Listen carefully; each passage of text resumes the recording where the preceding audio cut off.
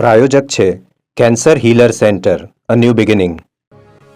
નડિયાદમાંથી નકલી ઘી બનાવતી ડેરી ઝડપાવવા મામલે ફૂડ એન્ડ ડ્રગ્સ કમિશનરનું નિવેદન. કહ્યું કે 8,75,000ના નકલી ઘીનો જથ્થો જપ્ત કરાયો. ભેળસેળ માટે વપરાતું ઘીનું ફ્લેવર અને બટર ઓઇલ પણ મળી આવ્યું. તમામ ઝડપાયેલી સામગ્રીના નમૂના તપાસ માટે મોકલાયા. બુધવારે નડિયાદની શ્રી ક્ષેમ ડેરીમાંથી ઝડપાયું હતું 3100 કિલો બનાવટી ઘી.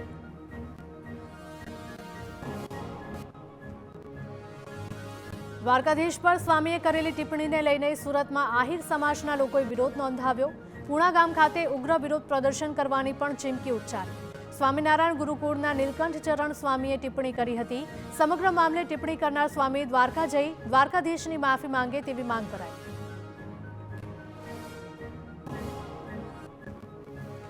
વેડ રોડ વિસ્તારમાં સ્વામિનારાયણ ગુરુકુળના નીલકંઠ ચરણ સ્વામીએ વિવાદાસ્પદ નિવેદન આપતા કહ્યું હતું કે દ્વારકાપતિએ મહારાજને પ્રાર્થના કરેલી કે જો આપ કોઈ મોટું ધામ બનાવો, મોટું વિશાળ મંદિર બનાવો તો મારી ઈચ્છા છે કે ત્યાં આવીને મારે નિવાસ કરવો છે. સનાતન ધર્મના લોકોની લાગણી દુભાવવા બદલ આહિર સમાજમાં ભારોભાર રોષ ફેલાયો છે. મહીસાગરમાં TV9ના અહેવાલની ધારદાર અસર જોવા મળી. લુણાવાડાના વાસિયા તળાવ આસપાસના અસામાજિક તત્વોના દબાણો પર તંત્રનું બુલડોઝર ફરી વળ્યું. 16 કાચા અને અન્ય બાંધકામ મળીને કુલ 8 કરોડની જમીન ખાલી કરાવાઈ. પાલિકા અને પોલીસે મળી દબાણ હટાવ કામગીરી હાથ ધરી.